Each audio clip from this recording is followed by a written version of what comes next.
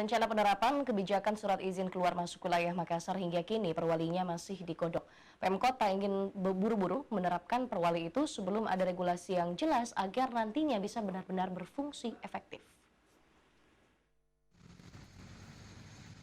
Upaya pemerintah Kota Makassar dalam menekan kasus penyebaran COVID-19 terus dikerahkan.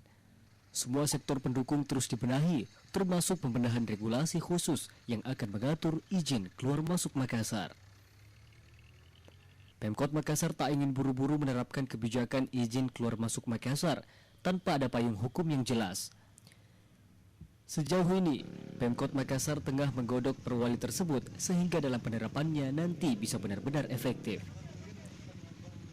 Penjabat Wali Kota Makassar Profesor Rudi Jamaludin mengatakan, dalam perwali itu nantinya akan diatur beberapa hal, termasuk surat keterangan bebas COVID, masa berlaku surat keterangan bebas COVID, hingga biaya pengurusan izin keluar masuk. Perwalinya, ya, kenapa kita tidak terlalu berbombo-bombo? Karena kita ingin begitu perwali ini jalan, itu betul-betul bisa berfungsi efektif untuk mengendalikan COVID-19. Ya. Nah, terkait dengan surat termasuk di dalam perwali ini kita akan terapkan, ya, dengan catatan bahwa apapun itu kita akan berikan kebijakan-kebijakan yang berimbang antara penanganan COVID dengan tidak mengganggu aktivitas masyarakat sebaik mungkin.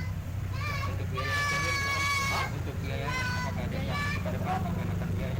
Nggak ada biaya-biaya, itu kan masing-masing daerah yang punya kebijakan. Yang penting kita pastikan orang yang masuk Makassar harus bebas COVID. Rudi menambahkan, soal biaya pengurusan surat izin keluar masuk Makassar akan dikembalikan pada daerah masing-masing. Sejauh ini, rencana penerapan kebijakan itu diakui Rudi telah dikoordinasikan dengan daerah lainnya di Sulsel melalui Pemprov Sulsel.